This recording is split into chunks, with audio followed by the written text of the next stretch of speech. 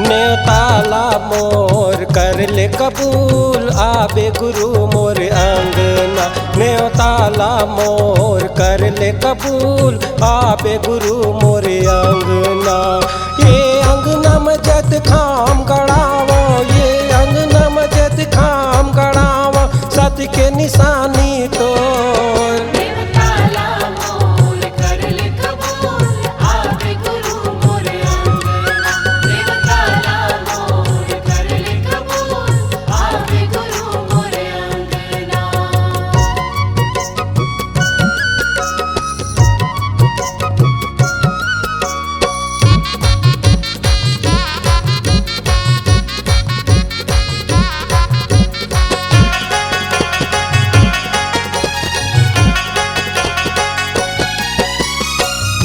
सुरहीन गैया के गोबर मंगाए, खुटी धरी अंगना लिपाए। हाँ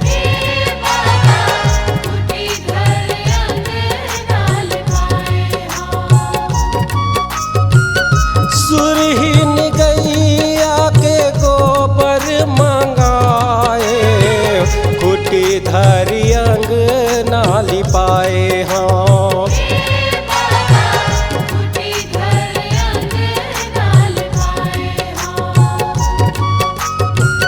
गज मोतियन के चौके पुराए, सुघर आसन लगाए। हाँ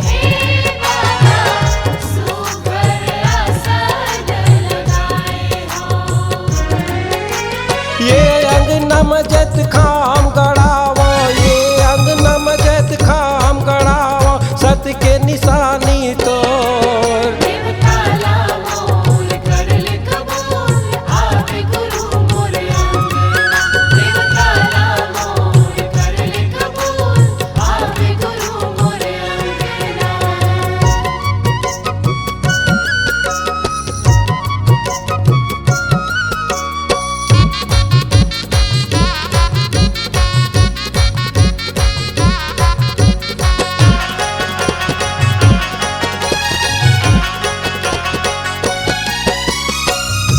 गंगा जल तोरे पाँव धोवावो, अचेरा पाँव पखारे हे।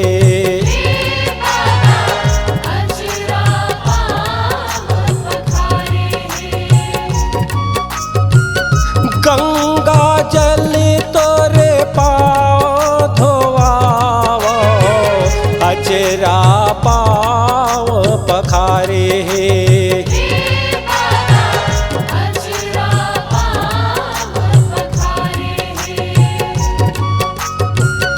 कांसे के थारी मातियना जलाए, सुघर आरती उतारे। हाँ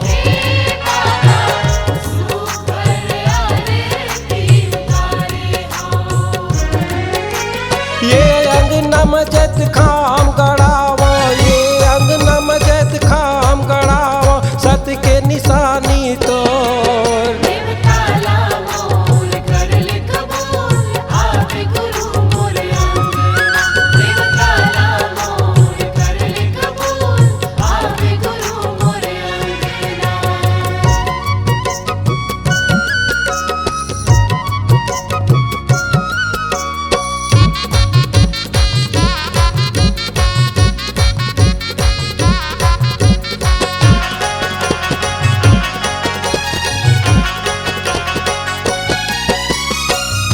चंदन काठ के खाम बनाए, सादा ध्वजा चढ़ाए। हाँ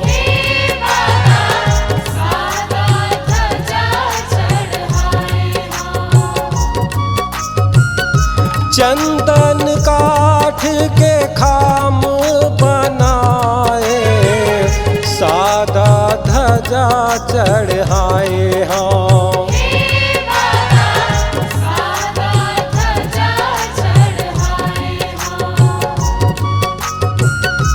पान सुपारी ध्वजा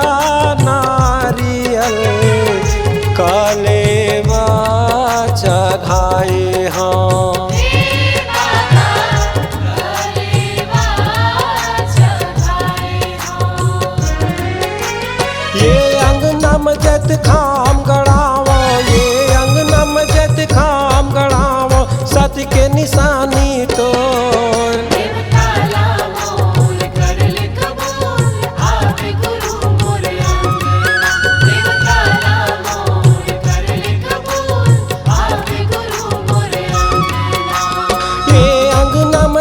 खाम गड़ावो, ये अंगना में जत खाम गड़ावो, सत्य के निशानी